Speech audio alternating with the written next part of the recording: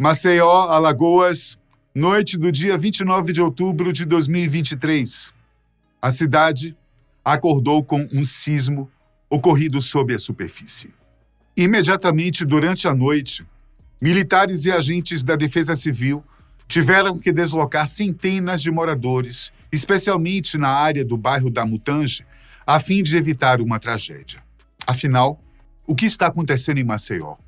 Uma das cidades mais belas deste país. Vamos saber.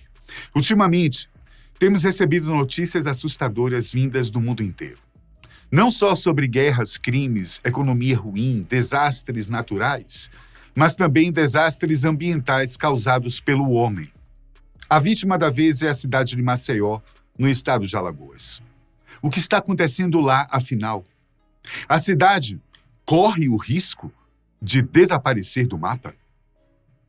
A capital Maceió sempre teve fama por causa de suas lindas praias que, desde os anos 1970, tem sido um paraíso para os visitantes.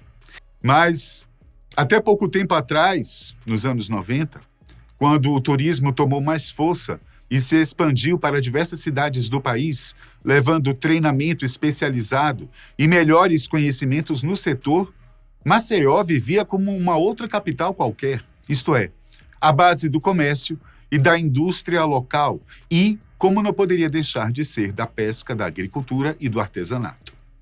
Ao contrário de uma cidade rica e grande, no entanto, era considerada uma das capitais mais pobres do país.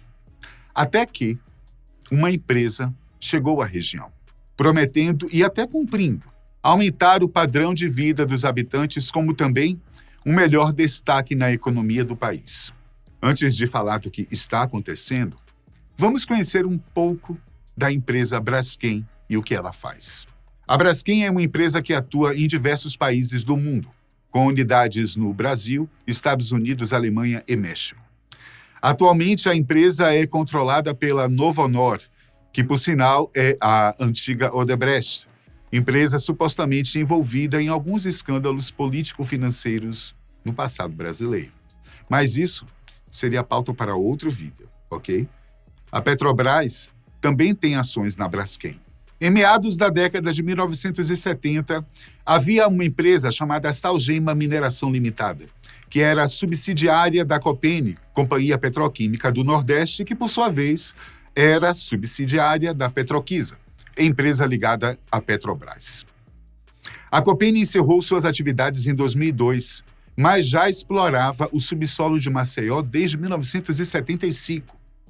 No frigir dos ovos, a Salgema e outras empresas da antiga Odebrecht e do grupo Mariani acabaram se tornando a Braskem, que atua na produção de resinas termoplásticas nas Américas e é a maior produtora de polipropileno nos Estados Unidos. Bom, os trabalhos de mineração pela Salgema Limitada foram iniciados para explorar e coletar uma matéria-prima altamente versátil chamada halita, ou comumente conhecida como salgema. Ele é usado na fabricação de cloro, soda cáustica, ácido clorídrico e bicarbonato de sódio, na composição de produtos farmacêuticos, nas indústrias de papel, celulose e vidro e em produtos de higiene, tais como sabão, detergente e pasta de dente.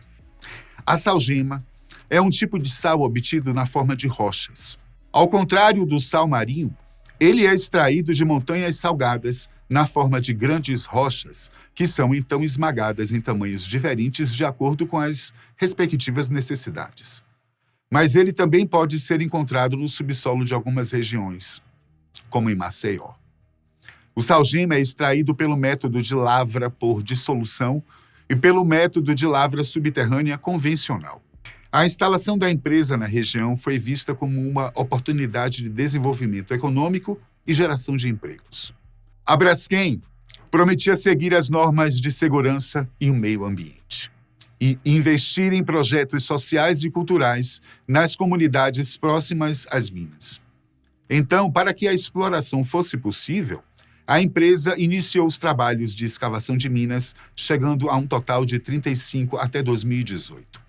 Aliás, na década passada, alguns moradores passaram a perceber rachaduras em seus imóveis e os estudos preliminares chegaram à conclusão de que o terreno sofreu algum tipo de sismo causado por uma ou mais minas abaixo da superfície.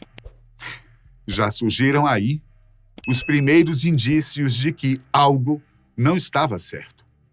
A estrutura das minas de salgema da Braskem, em Alagoas, é formada por cavidades subterrâneas que foram criadas pela extração do sal, que é usado na produção de cloro e soda cáustica.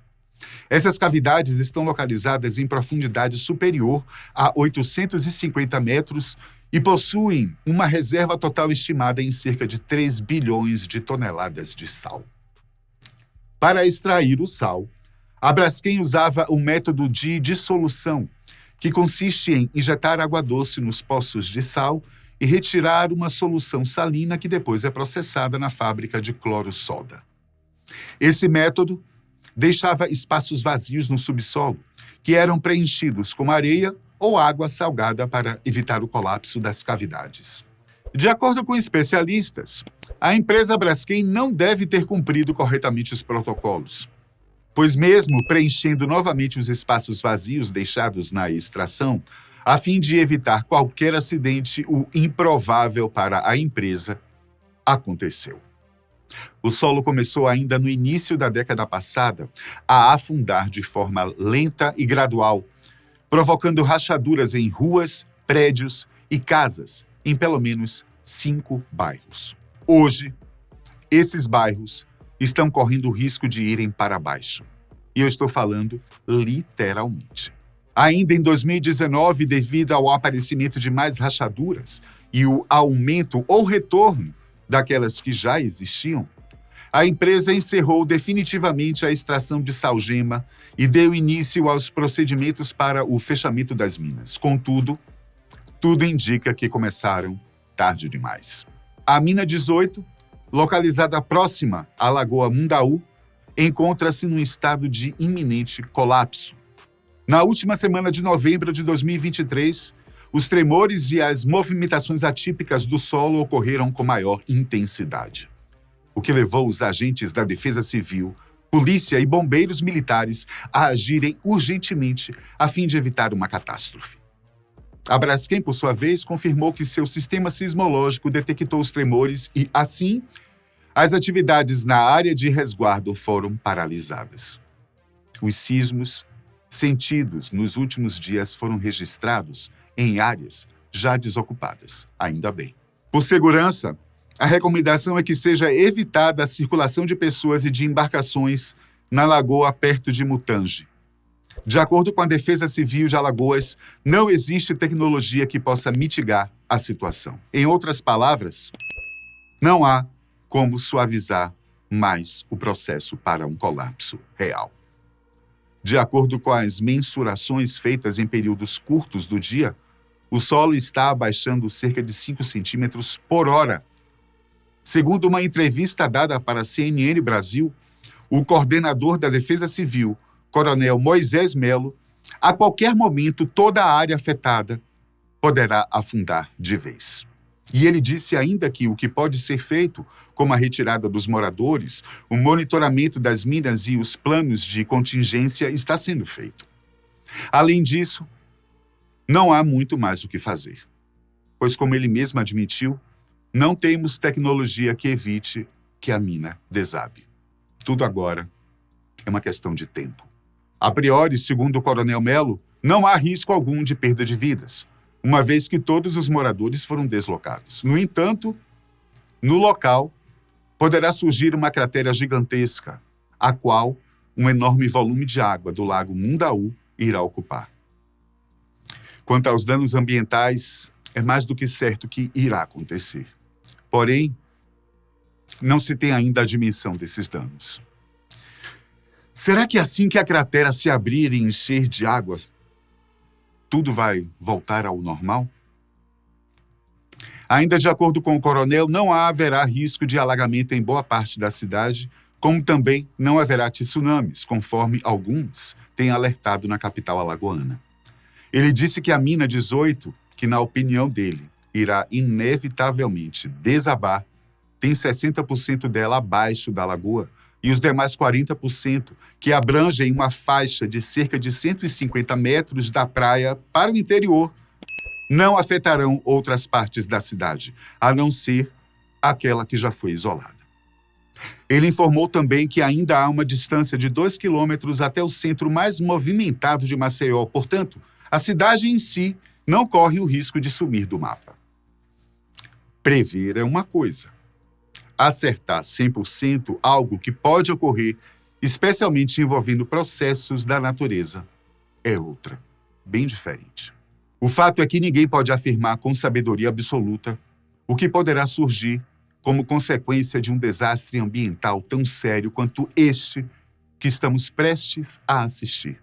De qualquer forma, a Prefeitura decretou estado de emergência por 180 dias. Isso quer dizer que, em caso de desastre, a Prefeitura mobilizou todos os órgãos municipais, convocou voluntários e permitiu a entrada de agentes da Defesa Civil nas propriedades privadas para socorrer a população. Além disso, a Prefeitura dispensou a necessidade de licitação dos contratos para comprar bens, prestação de serviços e obras necessários para reabilitar as áreas afetadas, desde que sejam concluídos em até 180 dias após o desastre.